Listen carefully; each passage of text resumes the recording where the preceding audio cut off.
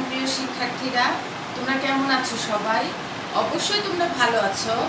ভালো থাকারই কথা। সবাই ঘরে আছো, নিশ্চয়ই খুব সেফ জীবনযাপন করছো, মা বাবার কথা মেনে চলছো।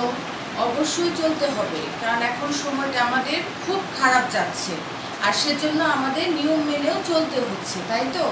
আমাদের নিয়মিত হাত ধুতে হচ্ছে, তারপর মাস্ক ব্যবহার করতে হচ্ছে, পুষ্টিকর খাবার খেতে হচ্ছে।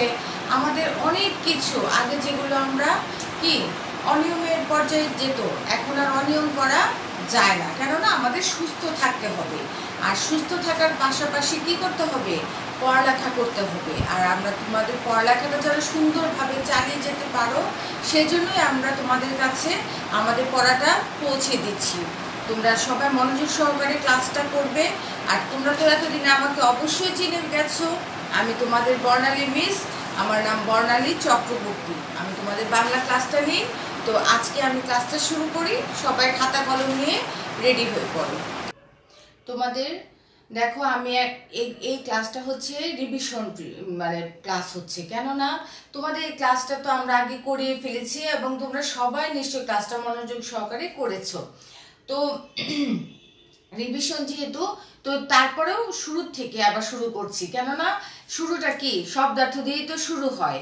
শব্দের অর্থগুলো ভালো করে না জানলে গল্পটা আমরা বলতে বা বুঝতে পারি না। বড় রাজা আর ছোট রাজা, এই গল্পটা তো তোমরা সবাই পড়েছো। বড় রাজা কি, বড় রাজা মানে কি বড় বড় তার কাজ কারবার, আর ছোট রাজা এতই ছোট যে তাকে দেখা যায় না।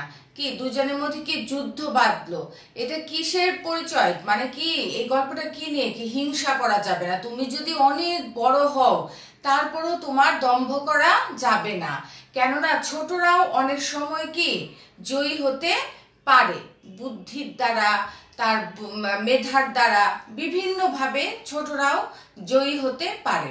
তো বড় রাজা আর ছোট রাজা গল্পটা তোমরা এতদিন তো ভালো করে পড়েও ফেলেছো। এটা থেকে অনেকগুলো জিনিস আছে, গল্প থেকে তো অনেক কিছু আছে। শব্দার্থ, প্রশ্নের উত্তর, এক কথায় প্রকাশ, বিপরীত শব্দ, প্রশ্ন বাক্য, অনেক কিছুই আসে। তো আজকে এখন দেখো, আমি তোমাদের শব্দার্থগুলো আবার রিভিশন করে দিচ্ছি, তোমরা মনোযোগ সহকারে ক্লাসটা করো। দেখো, দিগ্বিজয়, চারিদিকে নানা জায়গা দখল করা, চারিদিকে নানা জায়গা দখল করা। রাজত্ব, রাজ্য, পদ, জয় ঢাক, জয়ী হওয়ার পর যে ঢাক বাজানো হয়। তোমরা আগের দিনে দেখে থাকবে রাজা বাদশারা বিভিন্ন নাটক সিনেমাতেও কিন্তু দেখায় যে একটা মানে অনেক ভালো একটা কথা বলার জন্য বা কোনো দুঃখের সংবাদ দেওয়ার জন্য তারা কি করতো, জোরে জোরে ঢাক পিটাতো, পিটিয়ে তারপরে জায়গায় জায়গায় অ্যানাউন্স করে দিত এই খবরটা, যেটা এখন কি মাইকের মাধ্যমে হয়, বা এখন তো তোমরা মোবাইলে বা বার্তার মাধ্যমে হয়ে যায়। তখন তো এত কিছু ছিল না, তো ওই ঢাক বাজিয়ে মানুষকে অ্যাটেনশন করতো। তো এভাবেই জয় ঢাক বাজানো হতো। চর, গোপন খবর সংগ্রহ করেন যিনি। চর প্রত্যেকটা সিআইডি তোমরা পড়ানো দেখো না, কি করে, গোপন তথ্য সংগ্রহ করে। চর তখন কি ছিল, কি রাজারাই তো দেশ চালাতো, রাজ্য চালাতো, শাসন করতো। তো অবশ্যই তারা তো আর নিজেরা বাইরে যেতে পারতো না। তো গোপন তথ্যের জন্য কি করতো, লোক নিয়োগ করা থাকতো। তাদেরকে বাংলায় বলা হতো কি চর, যেটা এখন কি আমরা বলি ডিটেকটিভ, সিআইডি। তারপরে কি দূত, বার্তা বাহক, বার্তা বাহক, বার্তা কি কথা। এখন আমরা যেমন মোবাইলে কথা শুনি বলি, তো তখন কি বার্তা বাহক কি লোকের মাধ্যমে এক দেশ থেকে আরেক দেশে, এক অঞ্চল থেকে আরেক অঞ্চলে চিঠি পাঠানো হতো। তো আর এখন তো আমরা সেকেন্ডের মধ্যে কি 1 মিনিটের মধ্যেই কথাটা সেরে ফেলতে পারি। তখন তো এত সুবিধা ছিল না। সেই আমলের গল্পটাই হচ্ছে এখন বড় রাজা ও ছোট রাজা। তো দেখো, দূত, অগোচর, চোখের আড়ালে। অগোচর তো বুঝোই, চোখের আড়ালে মানে কি খুঁজে না পাওয়া। খাপ্পা, রাগান্বিত হওয়া। খাপ্পা এটা একটা বাংলা প্রচলিত শব্দ। রেগে যাওয়া কেউ কি বলে, যে খাপ্পা, খাপ্পা হয়ে গেছে, রাগান্বিত হওয়া। ফৌজ, সৈনিক, সৈনিক কি সোলজার, তাই না? কি আর্মিদের দেখো না সৈনিক বলে, যে তাদেরকে সোলজার। তাহলে দেখো, দিগ্বিজয়, চারিদিকে নানা জায়গা দখল করা। রাজত্ব, রাজ্যপদ, জয় ঢাক, জয়ী হওয়ার পর যে ঢাক বাজানো হয়। চর গোপন খবর সংগ্রহ করেন যিনি। দূত বার্তা বাহক, অগোচর চোখের আড়াল। খাপ্পা রাগান্বিত হওয়া। ফৌজ সৈনিক।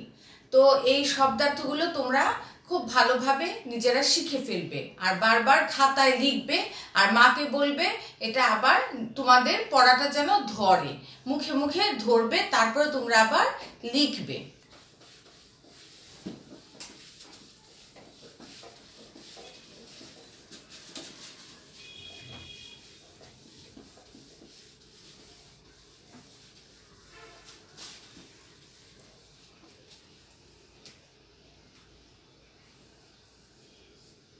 নিচের যুক্ত বর্ণগুলো ভেঙে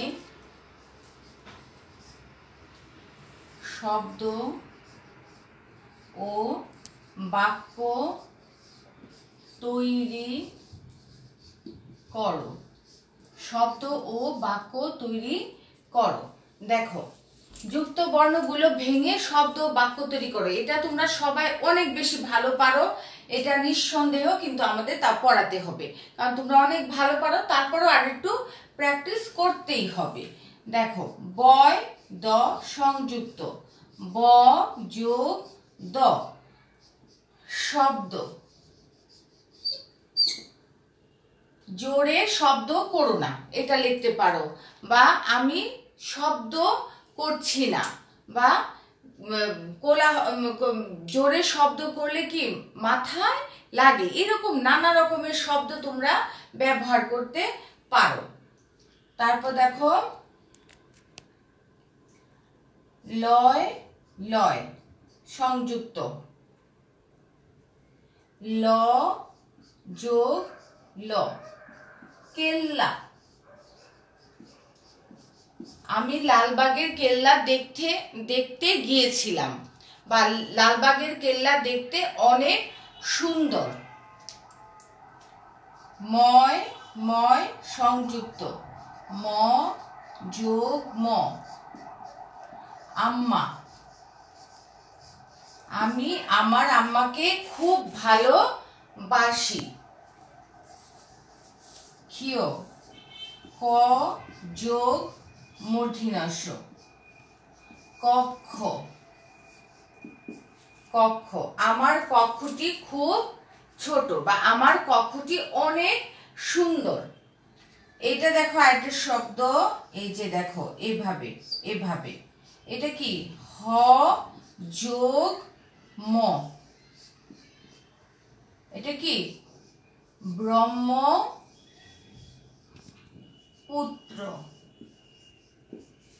ব্রহ্মপুত্র আমাদের কি সবচেয়ে বড় নদ, বা আমাদের বাসাটি ব্রহ্মপুত্র নদের পাশে, বা আমি ব্রহ্মপুত্র নদে বেড়াতে গিয়েছিলাম।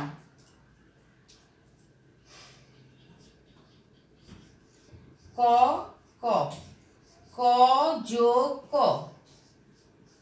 মক্কা। আমি মক্কা শরীফে যাব, বা দেখতে যাব, তাই না? তারপরে ক জফলা, ক যোগ জ ফলা, কি হবে বাক্য। বাক্যটি শুদ্ধ করে লিখো, বা আমি শুদ্ধ করে বাক্যটি লিখেছি।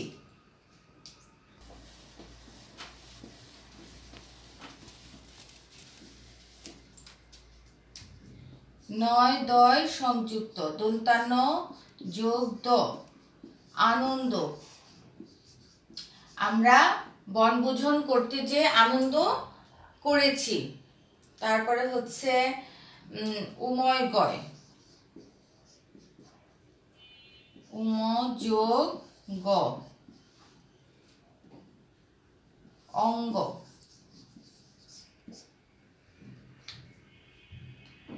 তারপরে হচ্ছে স্ত, দন্তাস্বয় তয় সংযুক্ত, দন্তাস্ব যোগ ত, অস্ত। পশ্চিম দিকে সূর্য অস্ত যায়। তো আজকে এগুলোই হচ্ছে তোমাদের যুক্ত বর্ণ। তো যুক্ত বর্ণগুলো থেকে তোমরা সুন্দর সুন্দর বাক্য নিজেরাই বের করতে পারো। এটা তোমাদের নিজেদের মতো করে লিখবে এবং শিখবে। নিচের শব্দগুলোর ক্রিয়াপদের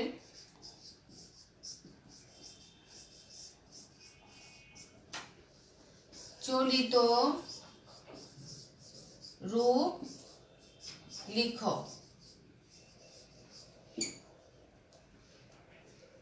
ক্রিয়াপদ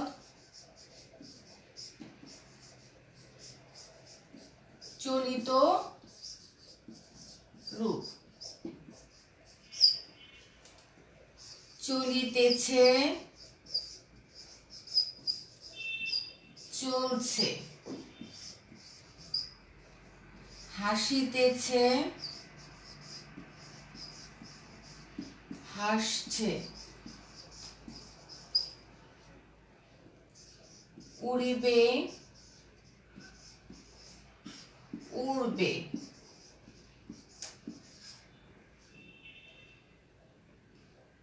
চলিয়া যাইব, চলে যাব।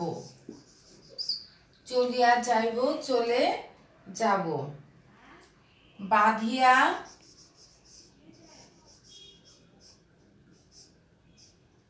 বেঁধে, বাঁধিয়া বেঁধে। দেখো, চলিতেছে, চলছে। হাসিতেছে, হাসছে। উড়িবে, উড়বে। চলিয়া যাইব, চলে যাব। বাঁধিয়া বেঁধে। রহিয়াছেন, রহিয়াছেন। রয়েছেন, রহিয়াছেন, রয়েছেন। চলিয়া, চলে। দেখিতে, দেখতে। রহিয়াছেন, রয়েছেন। চলিয়া, চলে। দেখিতে, দেখতে। জানিতে,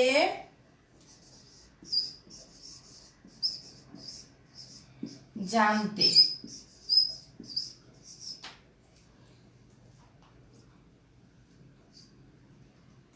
রহিয়াছেন, রয়েছেন। চলিয়া, চলে। দেখিতে, দেখতে।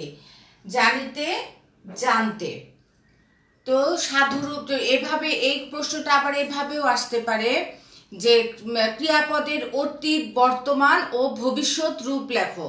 তো তোমরা জানো অতীতকাল, বর্তমানকাল আর ভবিষ্যৎকাল কি।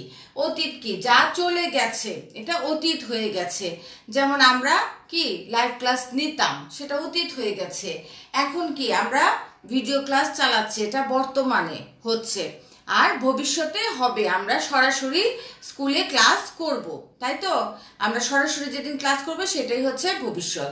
তো যেটা চলে গেছে অতীত, যেটা এখন চলছে সেটা বর্তমান, আর পরে যেটা হবে সেটাই হচ্ছে ভবিষ্যৎ। তো চলিয়াছে, চলছে, চলবে। উড়িয়াছে, উড়ছে, উড়বে। এরকম ভাবে যেগুলো, সেটাই হচ্ছে অতীত, বর্তমান ও ভবিষ্যৎ রূপ। তো নিচের শব্দগুলোর বিপরীত শব্দ লিখো। মূল শব্দ, বিপরীত শব্দ। তোমরা সরাসরি অনেকে শব্দে চলে যাও, তা না লিখে মূল শব্দ যেটা প্রশ্ন দেওয়া থাকবে ওই শব্দটা লিখবা, তারপরে হচ্ছে এটার বিপরীত শব্দ লিখবা। রাজা, বাদশা। হাতি, হস্তি। ঘোড়া, অশ্ব। সমার্থক শব্দ লিখো। এটা আমার একটু ভুল হয়েছে, শব্দটা হবে সমার্থক শব্দ। মূল শব্দ সমার্থক